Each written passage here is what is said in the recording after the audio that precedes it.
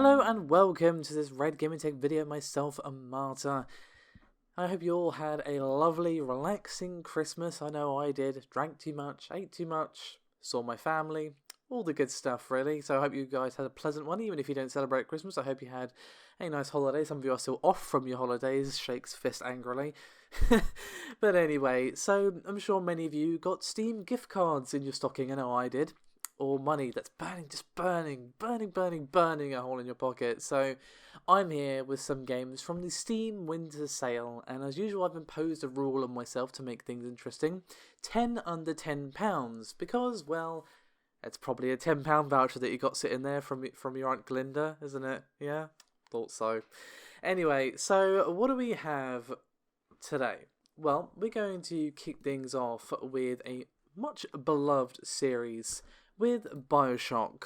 So we actually have the Bioshock Collection here, which literally just nudges in under £10, making it 75% off at £9.99. So what do you actually get? Well, you get Bioshock Remastered, Bioshock 2 Remastered, as well as the DLC for Bioshock 2, as well as Bioshock Infinite and the Season Pass, as well as Columbia's Finest DLC. Now, I don't think I really need to say too much about Bioshock here. It is one of the most popular FPS franchises for a reason. It is actually one of the very few FPS I actually like. FPS is not really my bag unless it's things like Doom, something like that. But this game is really, really good, and it's a strong argument for it being a really good horror game, but it's just a really good story, really good world, really satisfying shooting as well, and just a fascinating world to explore. I don't really think I need to go on too much about this one, because it's Bioshock. Let's be real with each other, you all know more about it probably than I do. So let's move on, shall we, to another series that I love, that being Dishonored. Now, I'll say, speaking of games that I don't usually get along with, stealth is definitely like top of the list, I would say. I'm normally so bad at stealth games, but I'm actually not too bad at Dishonored, and I enjoy it despite the fact I am still kind of bad at it. And you know, the Dishonored 1 has a really satisfying stealth, and you can just go full on murder machine if you really want to as well, but the world is really good. I mean, it clearly shows it's sort of like indie-ish origins, like some of the writing can use a little work and the voice acting's a little stiff at times, but despite that, the world is great, the gameplay is great, and it's just satisfying to play. And we actually have Dishonored 1 and 2 on sale here as well. Now, Dishonored, the original, is really cheap. It's 75% off, making it £1.99. Not too shabby at all for one of my favourite games, and definitely my favourite stealth game, because, well, it's actually fun for me to play. I find stealth games very frustrating a lot of the time. Anyway, and then Dishonored 2 is 67% off, making it £9.89. So again, just coming under £10 here. Now, you do have the Dishonored Complete Collection, and you've got a Prey and Dishonored 2 bundle as well, but they're outside of the budget I've set for myself. But just making you aware that those are also on offer if perhaps you've got a £20 voucher in your Christmas stocking. Now, I would definitely highly recommend both of these games. Dishonored 2, I think, continues the sort of torch, as it were, and improves upon a lot of the problems that the first one had, while continuing that sort of steampunk stealth flavour that I just really enjoyed. And it also improves on one of the game's key flaws, and that being the chaos mechanic, where it was very black and white, where basically it's sort of a good versus bad ending situation, and you were either like pure evil or angel ascended from on high. There was no in between, as it does tend to be when you've got a kind of morality system in place. There is still a system similar to that in Dishonored 2, but it's not quite, so you're either literally Satan or an angel, so that was definitely good. So let's move on from the AAA, the big budgets, to something that is very much indie with Papers, Please. Now, I have undoubtedly recommended this game before in one of these videos. That's fine. It's a great game. I'm never going to stop recommending this game because it's just great. So what is the actual premise? You've probably heard of this one because it is... notorious isn't really the right word, but it's the word I'm going to stick with because it's the first word that came into my brain. But you essentially play as a border control inspector, and your job is to make sure that people have the right documents in order to pass through into the glorious country of Ostotska. Sounds boring, right? It's so oddly gripping. It genuinely is, as you are trying to make as much money as possible to, help feed your family and keep, make sure there's enough for heat and the food and all this sort of stuff, but also doing a good job at the same time. And there's more and more things piled on your head to remember, more documents, more things that the people need coming through, vaccination reports, all that sort of stuff. And the game really makes it difficult to be a good person. It really does the whole morality thing well, because it's not a sort of black and white thing of oh, you monster, you're doing this. It's well, I could let this person through with this really genuine sob story, but I'm going to get fined for that, and if I get fined for that, I might not be able to pay the heating bill this month. And you can kind of see how this sort of morality comes into play, and there's a deeper story involved. There's a billion different endings, well, maybe not a billion, but there is a lot of different endings for this game, and it is just brilliant. It is very lo-fi in terms of its graphics, and they're not going to be for everyone, but they do the job that they need to do.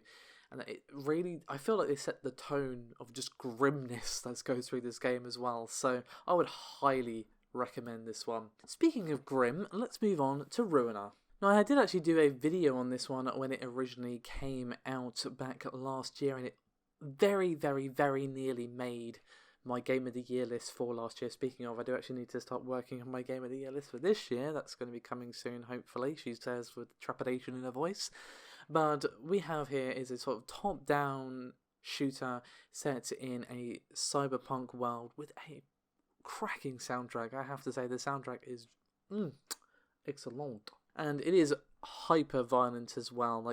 Everything is very stylized, red, a lot of red everywhere, a lot of lasers, all that sort of stuff. Again, it's very cyberpunk, and it has a really cool, interesting story, a lot of intrigue going on, sort of sense that something's going on in the background that you don't quite understand, but you're just very fast movement, shooting around the field, killing enemies, using the environment, picking up new weapons, trying them out, and obviously going along the story as it goes. And it's quite a difficult game as well, I will say, but it is really satisfying to play and just genuinely really fun.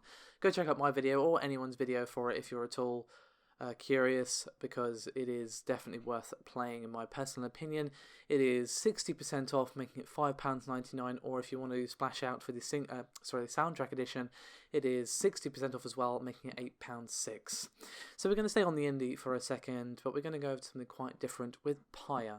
Now, this game is by one of my favourite developers, that being Supergiant Games, who you undoubtedly know best for Bastion and Transistor, but this game was very, very different for them, because even though Bastion and Transistor were different, they still had a sort of similar theme of being, third person, action RPGs and all that sort of stuff. Pyra, on the other hand, is a sort of party-based RPG with very little of the famous voiceover. No, it does have the voiceover, and it's brilliant as ever, but it's a very key moment. There's very little actual spoken English in the game, and the actual main bulk of the game, you're learning about your party members through text conversations, and there's a ton of lore that you can gain by reading books and obviously speaking to them multiple times and exploring and all that sort of stuff, and you really get to know them. You genuinely get attached to these characters. There's moments in this game where it's genuinely heartbreaking. I'm not going to say any more than that, of course, because I don't want to spoil anything, but it is honestly just really nice to get to know these characters. You genuinely come to like them, and you get to know this world, and it's beautiful to look at as well. Now, the combat is weird. It's a bit like a sports game, kind of, where your job is to kind of get the orb into the enemy's pyre, that being essentially the goal, and you have to sort of switch between three characters using their different abilities, working together to try and outwit your opponent. And it is honestly just brilliant. I can't recommend it enough. And we have it for 60% off, £6.19, or we have the soundtrack edition again as well for £9.06. I did a video on this one as well, so go check out that.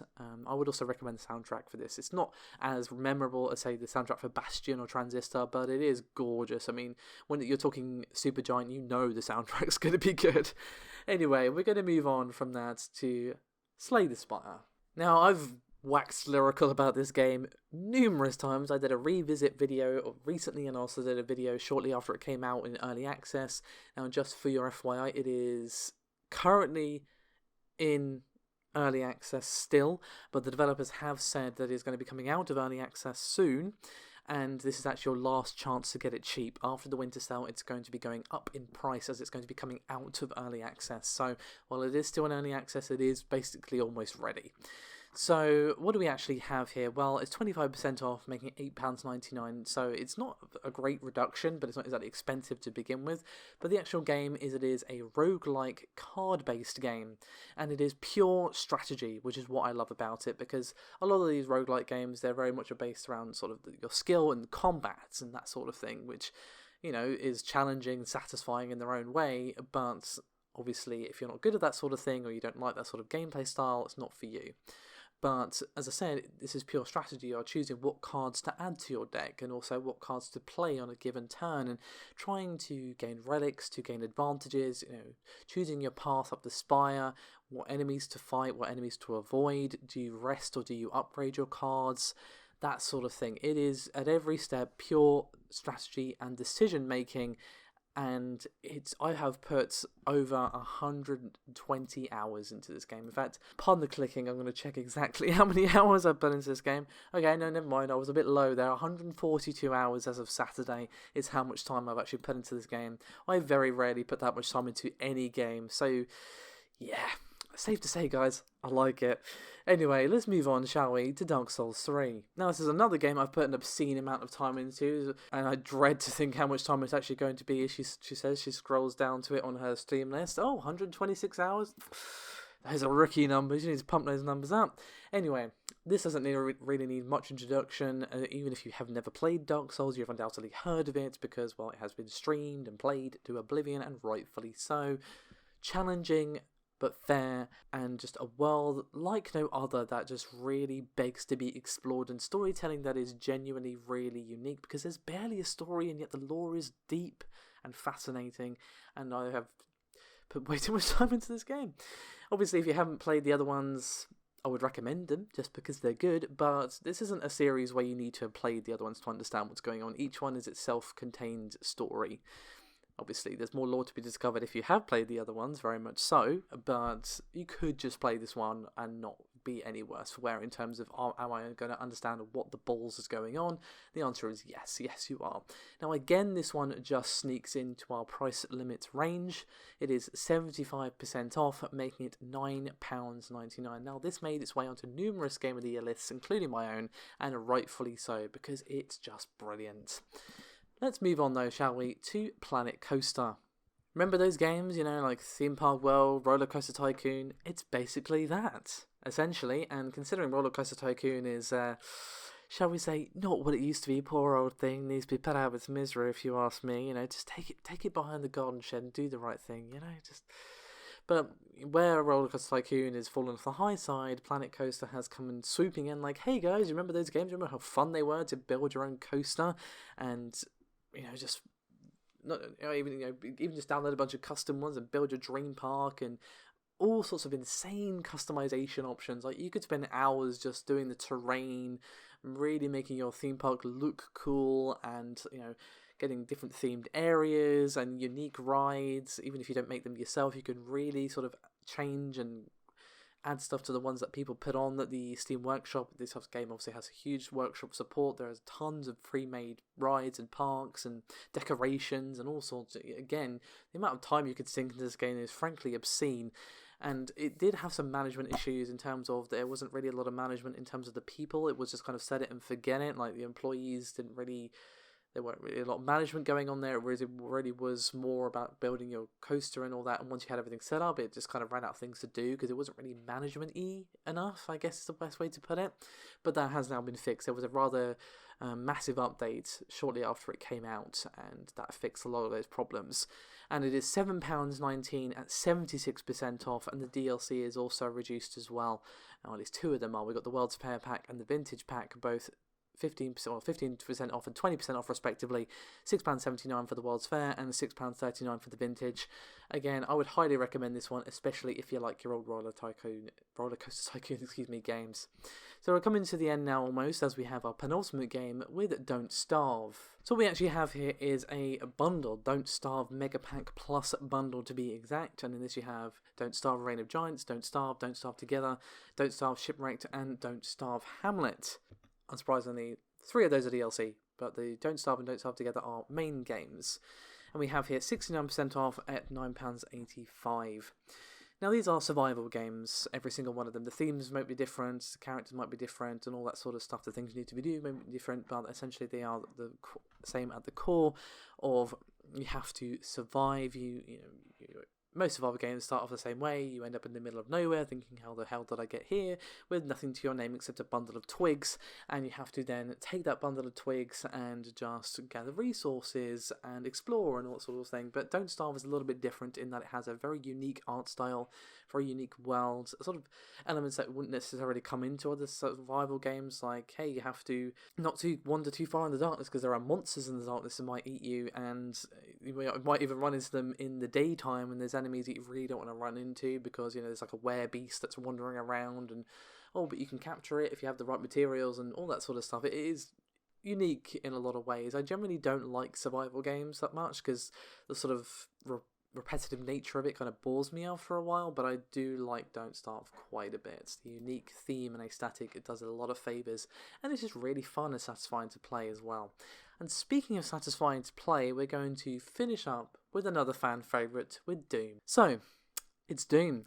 I don't really need to introduce it all that much because, well, it's Doom. I don't normally like FPS, as I said earlier, and Doom is one of the few that I like because I just prefer that older school style, moving at land speed records, shooting around the map, shooting things in the face with an overpowered shotgun, jumping around, and just really keeping that movement going and just keeping that sort of fun, fast-paced and gory thing going on that the older shooters had going for them. And the soundtrack for this game is so good. I actually bought it on, I can't remember where I bought it, but on Amazon, that's where I bought it, there we go, because I just love the soundtrack that much. You can't actually get it on Steam, unfortunately, but you can buy it legitimately elsewhere, so I would highly recommend that, especially if you like your metal. Anyway, so I don't really feel like I need to talk too much about it because it's Doom, one of the most classic FPS shooters for a reason. FPS for a reason, and this game does the lineage justice. It is one of my favourite games of 2016. It was on its many 2016 of the Game of the Year list for a reason.